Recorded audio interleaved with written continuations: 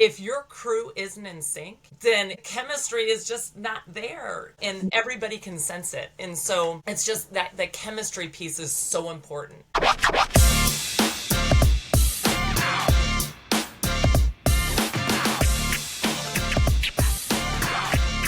This podcast is intended solely for educational and discussion purposes.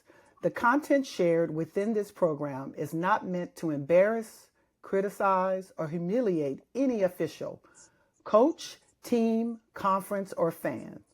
Our goal is to educate, inform, and promote a deeper understanding of the art and the profession of officiating, providing insight that benefits all who love and support the game. How about we're back? And I want to say welcome to another episode of The Play is the Play.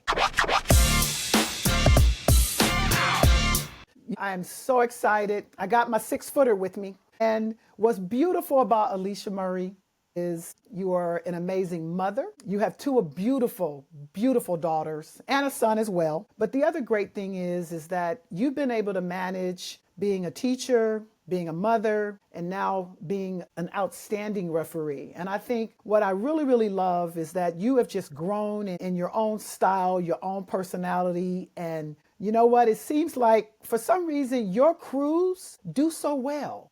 And I just thought, you know what? How about we can just talk about crew chemistry, being together, pre-gaming, and just preparing yourself and your crew to go out every night to just be solid, and do the best job you can. But I think what I've loved is that you're one of my veterans now. You're one of my leaders. You're one of my big time NCAA tournament officials. I think there's not too many referees that have thrown coaches out, and when you give the whole whoop and throw the leg up, it's on and cracking. So, you kind of, I won't say you made a name for yourself, but one thing I can honestly say is that you have no issues with getting down and dirty. And there's certain things that you just don't tolerate in your games. And it's a beautiful thing because obviously looking at you, you're always so beautiful. But one thing I love is that you're always in shape. You're always ready to work. But you're a true teacher and a true perfectionist in whatever you do. It's such an honor to have you be a part of my staff, to have you as one of my leaders. And I just want to thank you because I know this is a really, really tough time because again, we're in the school year, but I just thank you so much for taking the time and just sharing a little bit of yourself with me. So I really appreciate it. So, from your leadership comes our comfortability, and you are always complimentary and you always make everybody feel so good about themselves. I mean, other than those other conversations, which, are aside from that, but, it comes from the top and it trickles down. And so crew chemistry is really what can separate a good crew from a great crew. And, you can sit there and, if you've ever worked a game where the communication was great, the rotations felt natural, and your crew just had your back. You know what that feeling is like. You know what that chemistry really feels like, and coaches sense it, right? I do. And A players lot. sense it. The crowd senses it, and it makes for a good flowing game when the crew is together. And so I've been teaching in my classroom for 24 years now. I haven't been reffing that long, but I've been teaching that long, and I feel like, Wow. I did not know yeah, you've been teaching 24 that long. years. But you Yep, know what? yep, That's why you understand the whole teamwork and crew chemistry and communication because of your profession. hmm Because you got to be a yeah. good communicator. There's no way. Uh, What grade you teach? I teach sixth grade, Oh, and I've actually always taught sixth grade. I feel like wow. this is where I'm meant to be, and they've asked me to go into administration and try to become an assistant principal to a principal, and that's not where I'm meant to be. I'm really meant to be in the classroom and to be shaping these young kids and these minds, and you know it's been a lot of growing over the years. I've learned a Hmm. lot, and I've learned that if you show love and care and respect Mm. for these students, they will work for you and they will do their very best for you. And so I've taken that into my refereeing world. And, I love when somebody compliments me and says, you just make me feel so comfortable. I just, that the word making them feel comfortable is just, it makes me feel so good, because that's truly what I what my goal is, right? Is to make my crews feel comfortable, because if everyone feels good about themselves and they feel confident, then you're more likely to have a good game. And so that's my goal, is to just make everybody feel as comfortable as possible. That doesn't start when we blow the whistle. Right. That starts well before that. That starts a week at least out before the game, where we communicate with one another. And I Right. always say things like, "Hey, I'm looking forward to seeing you. I can't wait to see you. It's awesome to have you on this crew with us." So things like that, that it already is bringing their angst down. And oh, all right, well, she actually wants to work with me. Okay. So they're already coming in with a little bit of swag and feeling good about themselves. And Real so, important though. See that's so important, and not and it's good that you say that, because for our crew chiefs, whether you're a veteran or whether you're a young crew chief or whether you're a part-time crew chief, that's what they need to hear, because that's so important. It starts before the game, a week before the game, not a couple of days. And you hit the nail on the head, because the more comfortable you can make your crew, the better the chemistry is going to be amongst the three of you, because that's really what it boils down to. You don't have to be, not everybody has all these different talents. You don't have to be strong. You don't have to, but you take what you can get from each person to build this great team, because the objective is to go out every single night and just do the best we can. And that's absolutely. half your battle. Yeah. You can't skip the human part of it. And so it's to show that genuine interest. Would you like to meet before the game? Where would you like to meet? And then Right. you meet up, and it's questions away from basketball. So how's the family doing? Getting to know them is just so important, and that's really how you build trust, right? Mm-hmm. Over time. And so we were at the NCAA clinic, and I ran into an official that I have. It's her first year this year, Mm-hmm. and I'm with her on her first two games, and See? so the look on her, she came up to me and she just was waiting to see my reaction. And I said, "Oh my God." I gave her a big hug and I said, "I'm so excited to be working these games with you. Congratulations." Oh I was, so man, you're she gonna was make like, look at me. I'm "Really?" getting all emotional, because that's what Yeah, it's about. right. And she looked at me and she said, "Really?" And I said, "Yes." And I said, "I would love to meet with you before the game.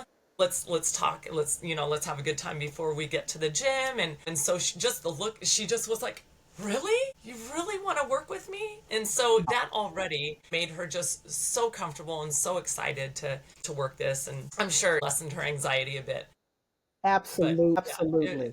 that was a feel good moment, definitely. So pretty much, like, obviously you just said, you talk to your crews before you guys get together. You may meet, go to have some coffee or grab Yeah. something or whatever it might be. You chat, and you just kind of sometimes keep it light, ask, personal, get to know if you don't know Hmm. them. For a lot of people we do, but for the ones that you don't, you want to get to know them, which again, you know what, making someone feel comfortable is the number one thing you can do as a teammate, period. We Hmm. know that. But obviously after, you have your coffee time, now it's time we get to the arena, we're in the locker room. Walk me through that. So in the arena, typically all the crews are together.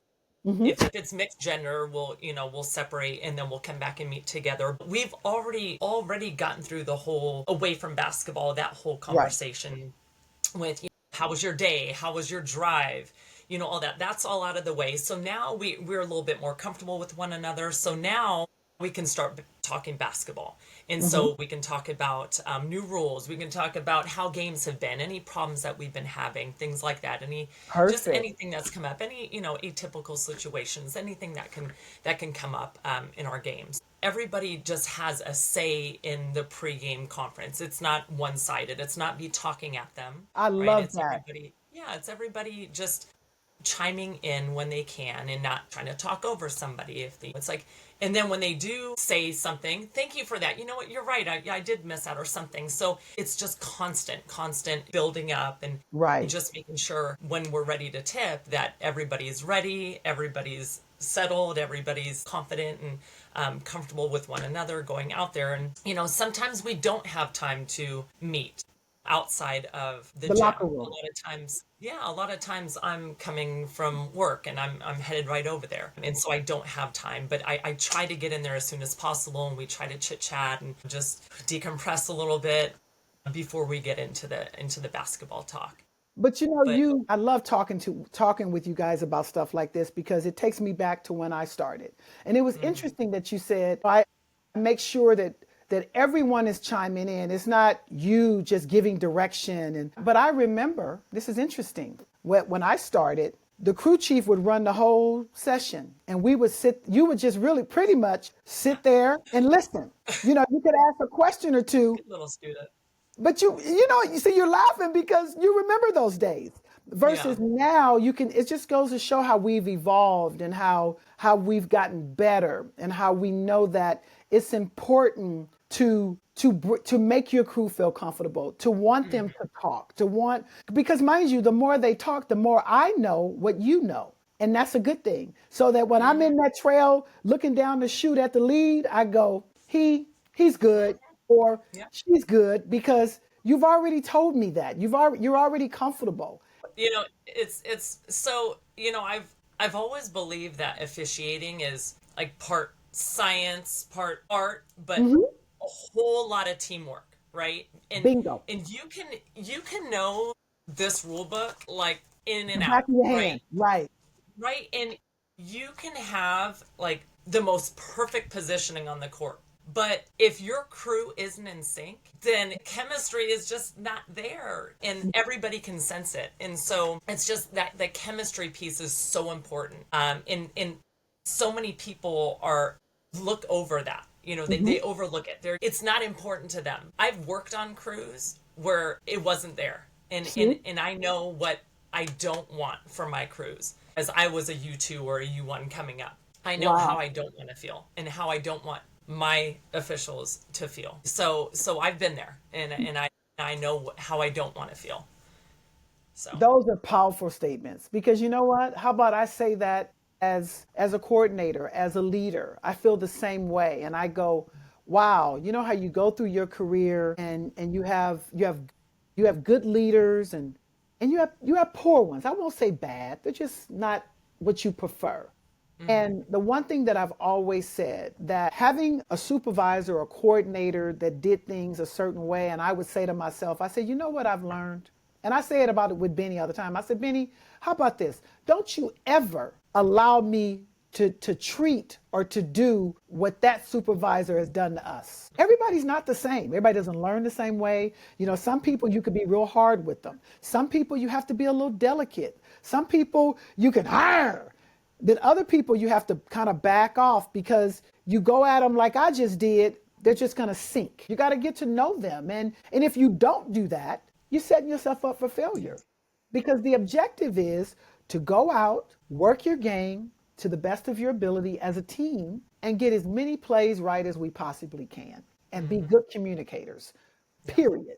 So a lot of communication during the game is nonverbal, Hmm. right? And so it's the simple nod, it's the simple eye contact, the simple Yeah. wink, or just a thumbs up. And these little subtle things that we can do can lift people back up. And it's oftentimes as I'm walking by a partner that has made a tough call, sometimes loudly, I'll make sure all the players can hear, great call.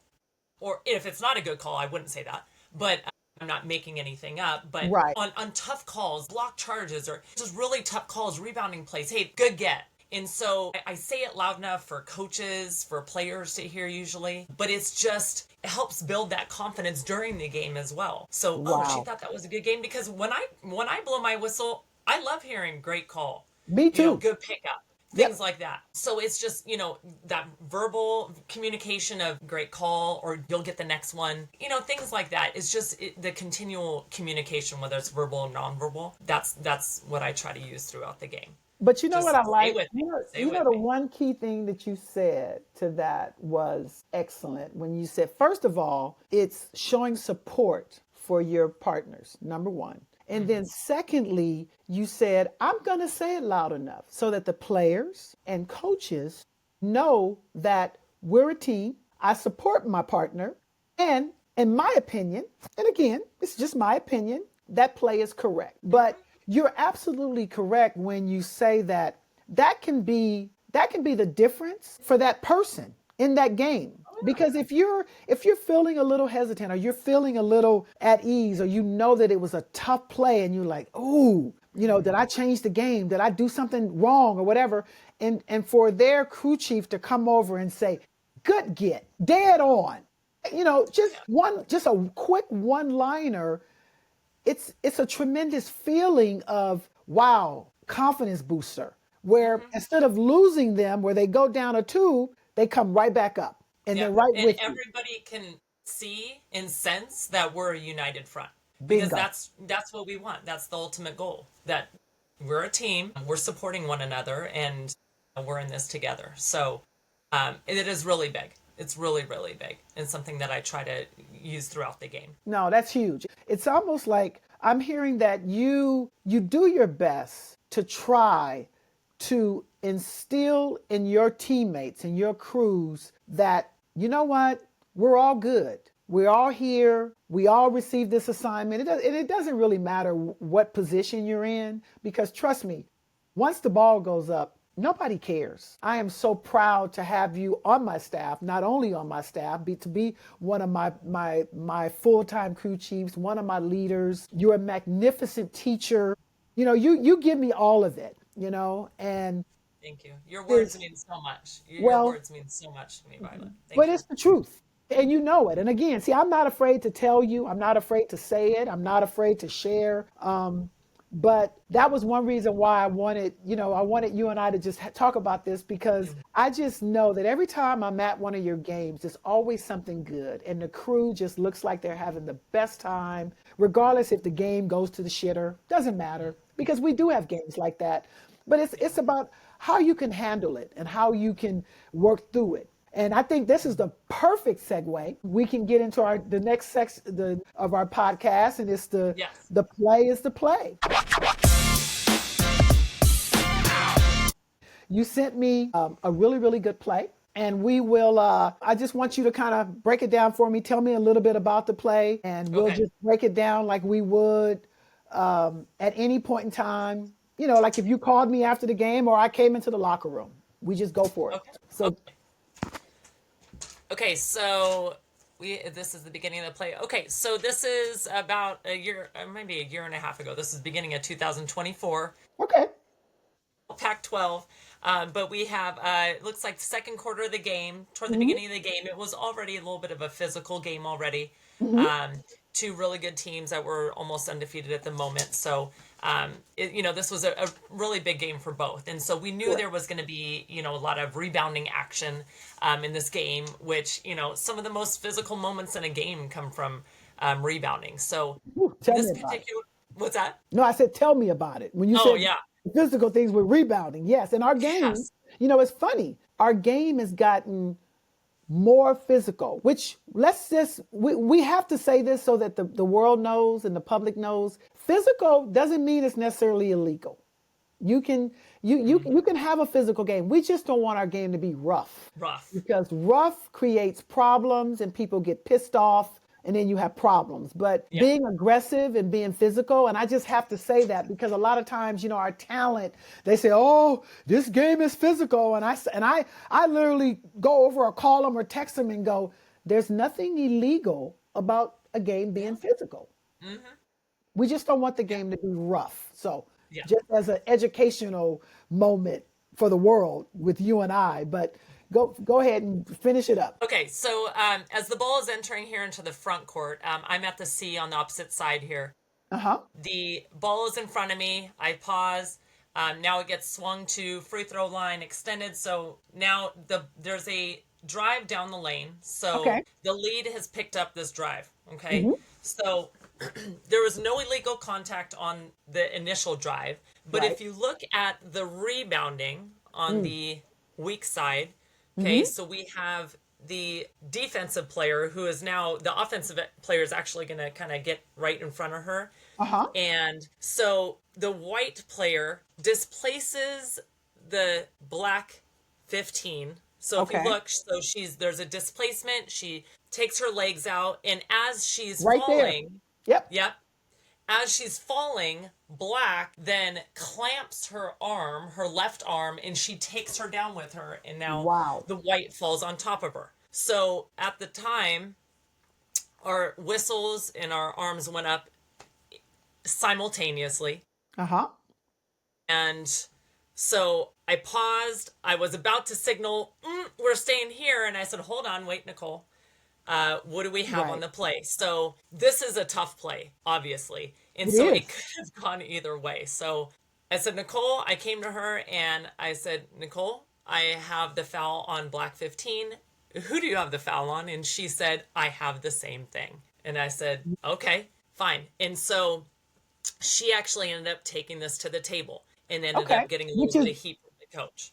and I have to say, that's the correct procedure when we're looking at this play because it's a dual area because it's in the middle of the lane, but it's still her primary. So I like Mm-hmm. that you said, first of all, you said you both have a whistle simultaneously at the same time. You gave eye contact. So you did everything textbook by the way we should handle double whistles. You guys gave a good Yes. eye contact. You were almost about to signal and you stopped. You said, nope, I gotta communicate with her first to make sure that she didn't have something different from what you had. And you Yes. have that communication and you figured out that the two of you had the same, thinking that this was a clamp. Mm-hmm. And that's literally how they both get to the floor. And what's funny is that in looking at it the first time, I thought the same thing until you go back, and this is what video work can do. When you go back and look at it, you go, wait a minute. You know what? White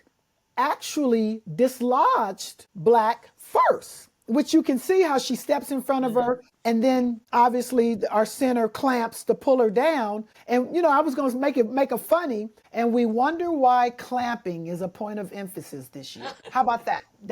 This is Right. why, because Yes. we have to get our eyes. And when it comes to rebounding, you must pick up your defenders and you got to see the contact first at the beginning. Mm-hmm. Because if you catch that second act, it's going to kill us every single Yes. time. It never ever fails. But the great and the beauty of this is that, you got some pushback, and I'm sure Oregon State gave you pushback because anytime you have a foul on his center, you're going to get pushback. That's just Yes. the nature of the beast. But it goes back to us having those conversations, which I'm sure, how you always talk about with your crews is that there's certain plays that you're going to expect a reaction and you can't be surprised. And that's half our battle when we're looking at, when we're in the game, in situations, because you wasn't surprised that you got a reaction out of the coach on this play because it's familiar and you know that certain fouls on certain players cause reactions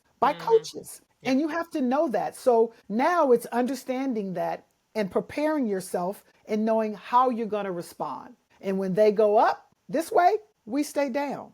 But we Mm-hmm. listen and allow them to vent, which is fine. Because again, the play is the play. It ain't changing. But Yeah. the funny thing was, you went back, you guys, and I don't know if you figured out that you actually called it wrong once you got into the locker room. No, I think you even said our regional advisor was there and she didn't even see that No. So live. so so during the game, this was Beer's second foul, so we knew that going in. But we both saw that clamp, and we Hmm. looked at each other with big eyes, going, no, you do have it on her, right? Yeah. Yeah.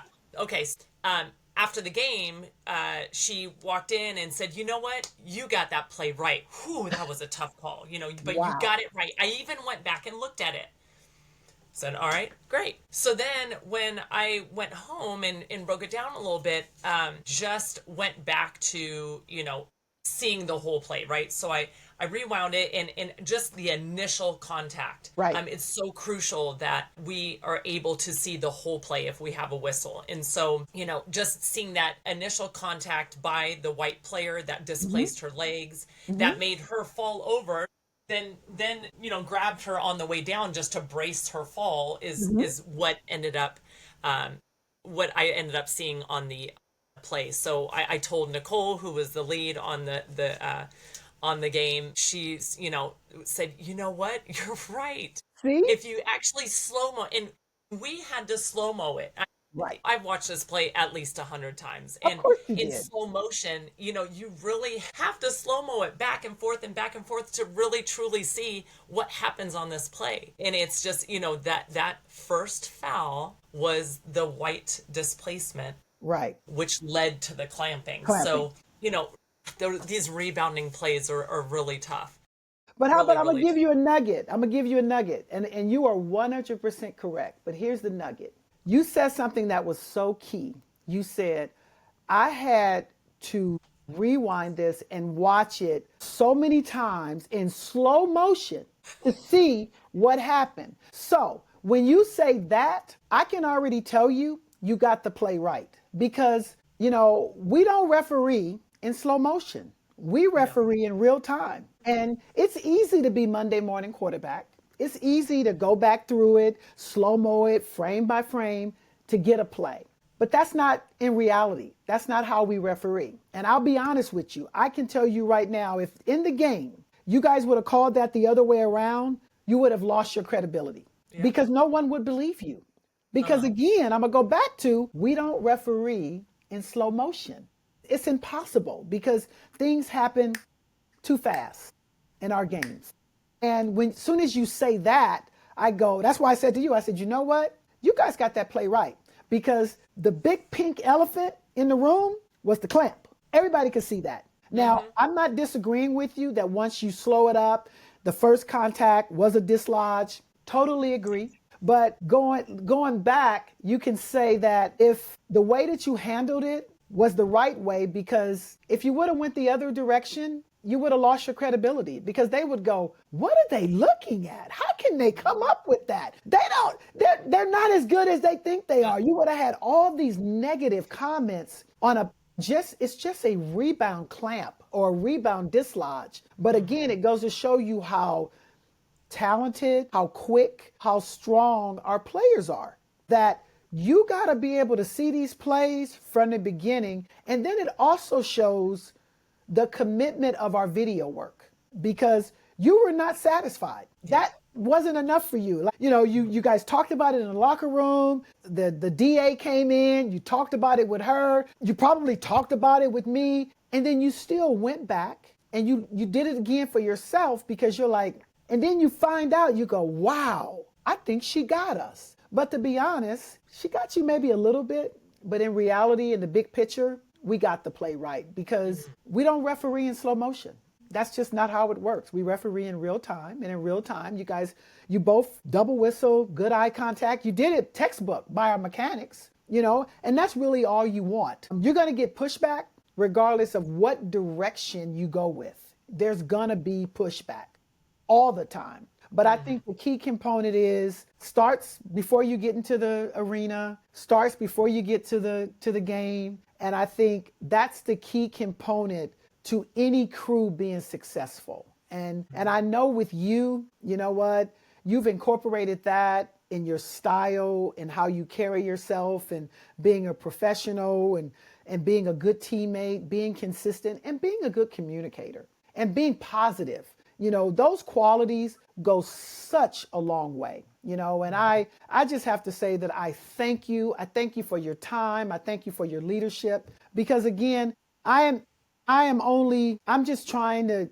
get us where we're trying to get to. If you guys don't buy in and I don't have leaders like you, we're not going to be successful. We're not. But the great thing is that I do have leaders like you and you take the time and you love your crews and you want them to be successful, and you enjoy it. You enjoy officiating. You enjoy teaching. You enjoy, we have fun in the summer being at camp. It's one of those things where we look forward to it. It's like So much. we do. It is the best time because we truly enjoy helping referees get better, teaching, sharing our knowledge, learning different, you get to learn all the youngsters coming in. And then you have a youngster who gets hired and says, Alecia, oh my God, my first 2 games being, on staff is with you. And she's so excited. I can't wait to watch, Oh, I can't wait. just to see how excited she's going to be. Probably going to miss her first 5 calls because she's so excited. No, and I'm not going to put that in the universe. I take that Yes, please back, don't. universe. I take that back. She's going to be just fine. But she's going to be pumped. She's going to be fired up. And you know what? I attribute that to you. And I just want to say thank you. I want to say thank you for your leadership. Thank you for your time, because it's valuable with us, especially this time of the year with you being in the school year. We got the season starting, you got the family stuff. And, one thing about you, your girls are super athletic. You got a lot going on.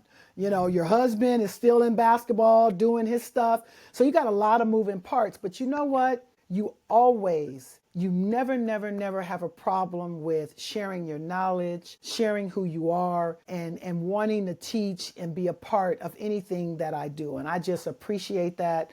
I'm blessed to have you on my staff, and I'm so excited to see you just continue to grow in your leadership and your style. My sexy 6-footer, you got it.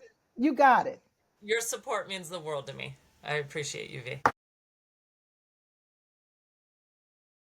Well, you know what? How about that? Great episode. Here's our homework. Here is our thing. We're going to continue to keep sharing. I would like for everyone, watch your plays, share with your teammates. You know what? Just work on being good communicators and good teammates and trying to be as consistent as you possibly can, night in and night out. And we will keep sharing, keep learning, and keep getting better. But one thing I want to tell everybody, we want to remember, the play is the play.